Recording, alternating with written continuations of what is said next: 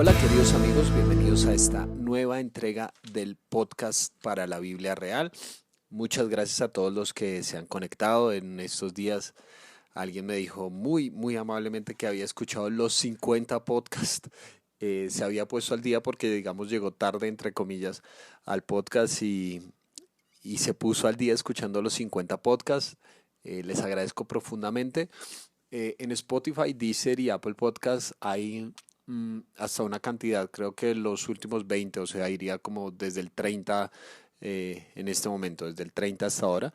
Si quieren escuchar de ahí para atrás, pueden entrar a iVoox.com y buscan para la Biblia Real y ahí encuentran pues el resto de podcast. Muy bien, estamos en esta serie de al Apocalipsis y pues quisiera entrar en un tema que es bastante importante, que tiene que ver algo con la literatura apocalíptica, es decir, cómo se escribía la literatura apocalíptica, porque el único libro apocalíptico que tenemos en la Biblia no es el libro de Apocalipsis. De hecho, desde el Antiguo Testamento hay mucha redacción apocalíptica de las cosas y no se trata simplemente de algo que va a ocurrir en el futuro, sino se trata de la forma como se describen las cosas en ese momento, de cómo estaban ocurriendo las cosas, cómo se llevaban a cabo las situaciones, etcétera, etcétera. Entonces, recuerda que en primera instancia es una forma muy inteligente de escribir, porque Juan había sido llevado a una isla que se llamaba Patmos y estaba siendo vigilado profundamente por el Imperio Romano, ¿no? Y que se sentía amenazado y demás con todo lo que estaba haciendo el pastor Juan. Entonces ellos le tenían el ojo bien puesto. Así que si él quiere enviar una carta a las iglesias, tiene que ser muy inteligente en su forma de redacción, de tal manera que lo entiendan sus destinatarios, pero no necesariamente sus captores. O sea, que los captores lean y digan como este tipo que se fumó y no le den mucha importancia, pero que cuando la iglesia reciba esto, entienda el mensaje cifrado. Entonces hay un elemento muy importante de uso de simbolismos, de cosas que la gente que había leído o había escuchado del Antiguo Testamento y había leído los profetas iba a entender como, ya entiendo, o sea, eso tiene que ver con esto, con esto, con esto, y conecte muchas cosas con su realidad. Entonces, hay un elemento simbólico bastante importante en la forma como se describen las cosas en la literatura apocalíptica, porque son elementos sumamente contextuales, es decir, del momento. No simplemente tenemos que imaginar qué va a pasar en el futuro y demás, y no tenemos que verlo de una forma literal. Obviamente, por ejemplo, hay una parte de Apocalipsis que dice que las estrellas caerán del cielo, que eso es tomado incluso desde los profetas y Jesús mismo retomó esa idea. Las estrellas caerán del cielo a la tierra. Si tomáramos eso literalmente, la estrella más pequeña que tenemos, que conocemos en el universo, se llama Sol. Y el Sol es, si no estoy mal, unas 16 veces más grande que la Tierra. O sea, si el Sol cayera sobre la Tierra, no habría Tierra. Fin de la historia. ¿Sí? Entonces no tenemos que verla desde ese punto de vista, sino qué significan las estrellas, cuál era la concepción o el símbolo que representaban en ese momento para nosotros poder entender, cuando dice que las estrellas caerán del cielo, probablemente no se refiere a que una estrella llegará y pum, un meteorito, un asteroide o algo así por el estilo, sino que tiene un valor simbólico esa palabra. Entonces, un buen lugar para comenzar a estudiar algo de la literatura apocalíptica es el libro de Daniel, que de hecho es un concepto que se desarrolla, algunos de sus conceptos se desarrollan en el libro de Apocalipsis. Daniel capítulo 7. Normalmente cuando hablamos de Daniel solamente nos acordamos del foso de los leones y demás, pero una gran parte del libro, más de la otra mitad del libro, tiene que ver con una visión que atestigua a Daniel. Y mucho de su lenguaje es apocalíptico. Entonces, en Daniel capítulo 7, él ve a cuatro bestias. Y muchas de las personas que toman literalmente eso, entonces piensan que son bestias literales, entonces nos imaginamos a grandes animales saliendo, animales deformes y bestias deformes saliendo desde el océano y demás. Eh, Porque, por ejemplo, mira lo que dice el capítulo 7, versículo 2 al 4, dice, durante la noche tuve una visión y en ella veía el gran mar, agitado por los 4 vientos del cielo. Del mar salían 4 bestias enormes, cada una diferente de la otra. La primera de ellas se parecía a un león, pero sus alas eran las de un águila. Mientras yo la observaba, le arrancaban las alas, le levantaron del suelo y la obligaron a pararse sobre sus patas traseras como si fuera un hombre y se le dio un corazón humano. Entonces leemos esto y muchas de las representaciones, o sea, si tú googleas bestias de Daniel, las primeras imágenes que te van a aparecer son muy literales, o sea, aparece un león con alas parándose sobre sus patas y entonces decimos, este tipo que se fumó Daniel, entonces pensamos, perdón, en una visión bastante extática de la situación, como que Daniel tuvo un éxtasis y le pasó algo rarísimo y quién sabe qué fumó. Pero cuando tú entiendes, por ejemplo, que el mar es interpretado en los antiguos como el lugar de la muerte, de hecho muchas culturas orientales hoy en día no entierran a las personas, sino que las ponen en balsas y las colocan en el mar, con la idea de que el mar es el lugar que reclama la vida, es el lugar donde van los muertos. Guarda esa idea en algún momento porque en Apocalipsis se dice que la Nueva Jerusalén no tendrá mar, que ya el mar simplemente entregará a sus muertos, porque el mar está asociado con la muerte, con el lugar de muerte y, y entonces nos está diciendo que estas bestias surgen del mar, surgen desde la muerte. Vayamos más adelante en ese capítulo de Daniel, leamos los versículos 7 y 8. Dice, después de esto, en mis visiones nocturnas, vi ante mí una cuarta bestia, la cual era extremadamente horrible y poseía una fuerza descomunal. Con sus grandes colmillos de hierro aplastaba y devoraba a sus víctimas para luego pisotear los restos. Tenía 10 cuernos y no se parecía en nada a las otras bestias. Mientras me fijaba en los cuernos, vi surgir entre ellos otro cuerno más pequeño. Por causa de este fueron arrancados los tres de los primeros, y el cuerno pequeño parecía tener ojos humanos y una boca que profería insolencias. Entonces, si lo tomas literalmente, simplemente le dices, no, pero este tipo sigue muy loco porque ahora, además de hablarnos de un león, nos habla de una bestia que tiene la cara llena de cuernos o tiene su cuerpo lleno de cuernos. ¿A qué se refiere? Entonces, recuerda que hay un elemento muy importante que es el elemento del contexto. En esa época, los imperios, si tú puedes buscar, por ejemplo, cómo eran las imágenes de los imperios asirio y griego y babilonio, empezaron a utilizar las formas de animales para representarse. Entonces eran animales tales como un oso, tales como un león, tales como un águila y cosas por el estilo. Animales que eran muy poderosos y en muchas ocasiones se les ponían alas. Si tú buscas, por ejemplo, hay formas que tienen un león con alas. ¿Por qué? Porque las alas estaban asociadas con el cielo, ¿verdad? Y el cielo era de donde provenían, según creían las personas, las divinidades. Entonces querían decir que su imperio, que era un animal muy fuerte, por ejemplo, como el león o el oso, como dije, estaba asociado con esa divinidad. De hecho, en muchas culturas, muchas esculturas empezaron a fusionarse imágenes humanas con animales y al mismo tiempo se ponían estas alas. Entonces, tenían que ver como con esa fusión de diferentes reinos, con la idea de mostrar que este reino es reino sobre todas las cosas. Entonces, Daniel no simplemente está teniendo una visión sobre animales gigantescos que se van a aparecer en algún momento de la historia y nos van a matar a todos, sino que Daniel está teniendo una imagen muy típica de ese momento, que era la representación de los imperios. Si tú buscas, por ejemplo, hoy en día hay una representación de cómo era el imperio asirio en ese instante y las representaciones tiene un animal gigantesco que parece un toro, que tiene un rostro humano y que tiene alas.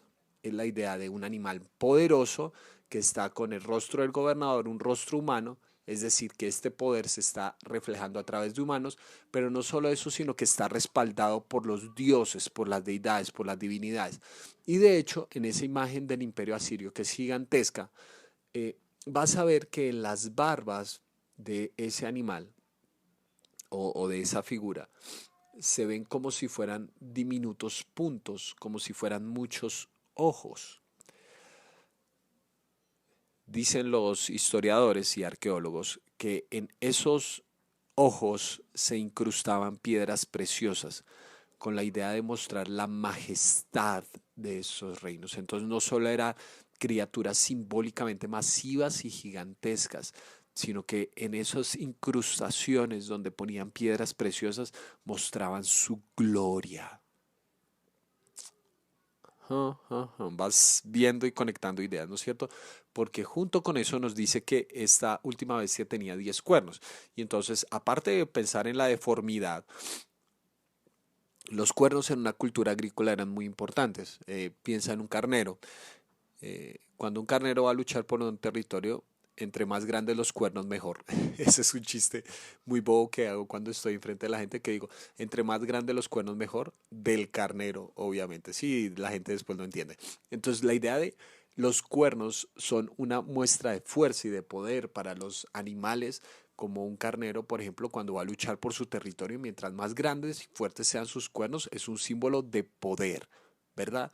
Entonces, lo que nos está diciendo es que esta cuarta bestia tenía 10 cuernos y que sale un último cuerno que es más pequeño, pero que también es poderoso porque arranca los otros 3 cuernos y ese cuerno profiere maldiciones, insolencias o blasfemias. Más adelante, Daniel nos da una interpretación de lo que significa eso, porque en el versículo 23 del capítulo 7 dice lo siguiente. Esta es la explicación que me dio el venerable anciano. La cuarta bestia es un cuarto reino que surgirá en este mundo. Será diferente a los otros reinos. Devorará toda la tierra, la aplastará y la pisoteará. Los 10 cuernos son 10 reyes que saldrán de este reino. Otro rey les sucederá, distinto a los anteriores, el cual derrocará a 3 reyes. Hablará en contra del Altísimo y oprimirá a sus santos, tratará de cambiar las festividades y también las leyes, y los santos quedarán bajo su poder durante 3 años y medio. ¿Te das cuenta entonces que la aplicación práctica no es simplemente tener bestias deformes, sino que nos dice esos cuernos son 10 reyes? ¿Por qué? Porque los cuernos son símbolo de poder. Es muy importante que aquí tengamos en mente el tiempo de las cosas, porque cuando Daniel escribe los 4 imperios en orden que debemos tener en cuenta son babilonio, medo-persa, griego y romano. Otra vez, babilonio, medo-persa, griego y romano. Entonces, este cuarto en ese orden, entonces el babilonio, medo-persa, griego y romano, el cuarto imperio es el imperio romano. Dice que va a haber 10 reyes. Y cuando lees la historia, hay 10 emperadores, empezando con Augusto César, después Tiberio, Calígula, Claudio, Nerón, Galba, Otón, Vitelio, Vespasiano, que particularmente fue conocido como la bestia, y Vespasiano tuvo 2 hijos, que fueron Tito, en ese orden que te estoy dando, ese sería el 10º, y un 11º, que se llamaría Domiciano. Y Domiciano fue terrible, terrible, tan terrible, que mandó a un pastor llamado Juan a una isla que se llamaba Patmos, porque quería matar a los cristianos. La próxima semana o la próxima entrega de este podcast voy a dar más detalles respecto a parte de lo que hacía Domiciano y por qué era tan terrible, pero simplemente quiero conectar todo esto que te estoy diciendo de los imperios, porque en Apocalipsis capítulo 4 nos encontramos otra vez con unas bestias y tenemos que preguntarnos de qué se trata eso. Puedes buscar en Apocalipsis capítulo 4 porque se habla precisamente de 4 seres vivientes. desde el versículo 4. Leo y dice, rodeaban el trono otros 24 tronos en los que estaban sentados 24 ancianos vestidos de blanco y con una corona de oro en la cabeza. Del trono salían relámpagos, estruendos y truenos. Delante del trono ardían 7 antorchas de fuego que son los 7 espíritus de Dios. Y había algo parecido a un mar de vidrio como de cristal transparente en el centro.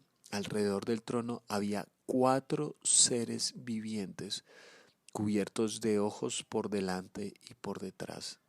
Ya tú sabes que los ojos son símbolo de la gloria. Y muy interesantemente otra vez son 4 seres vivientes. El primero de los seres vivientes era semejante a un león, el segundo un toro, el tercero tenía el rostro de hombre y el cuarto era semejante a un águila en vuelo. Cada uno de ellos tenía 6 alas y estaba cubierto de ojos por encima y por debajo de las alas. Y eso es lo importante. Y día y noche repetían sin cesar, Santo, Santo, Santo es el Señor Dios Todopoderoso, el que era y que es y que ha de venir. ¿Ves? Animales, uno que tenía rostro de hombre, ah, seres, 4 seres otra vez, todos con alas y ojos alrededor. Muchas veces se interpreta de bestias deformes, pero como tú ya conoces la historia, como tú ya sabes que esta era la forma como se representaban a los imperios de la antigüedad, y ya sabes que el número 4 ha estado asociado con el libro de Daniel, los 4 imperios, ves a esta representación y dices, lo que está hablando Apocalipsis no son de bestias deformes que están en algún lugar cósmico y van a aparecer y van a cantar a Dios, sino que está hablando de los imperios de este mundo con su gloria, con su poder, con toda la divinidad que supuestamente lo respaldaba. Esos imperios, por grandes que fueran, por poderosos que hayan sido, están delante del trono diciendo, Santo, Santo, Santo es el Señor Dios Todopoderoso, el que era y que es y que ha de venir.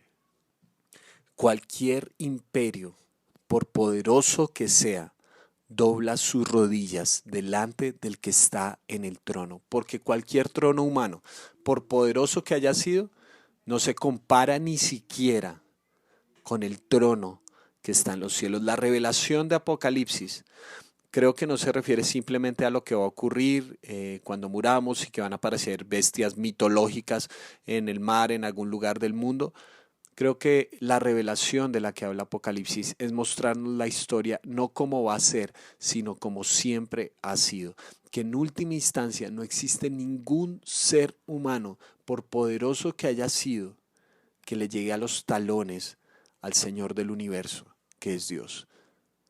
La gran revelación de Apocalipsis no media sobre el hecho de, mira, lo que va a pasar es esto y van a aparecer microchips y demás.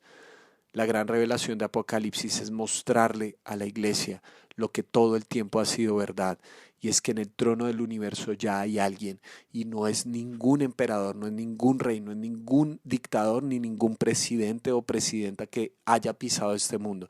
En el trono del universo sigue estando Dios, no va a estar, sigue estando porque nunca se ha bajado de ese lugar, y todos los imperios del mundo lo único que pueden hacer delante de semejante poderío es doblar sus rodillas y decir, tú eres santo y todopoderoso, tú eres el único, el verdaderamente diferente, santo, santo, santo. Todos los imperios simplemente ante ese poder doblan sus rodillas.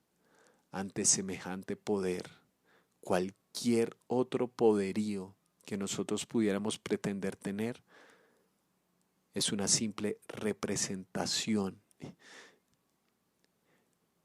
¿Ves que Apocalipsis no se trata de cuándo va a comenzar la alabanza,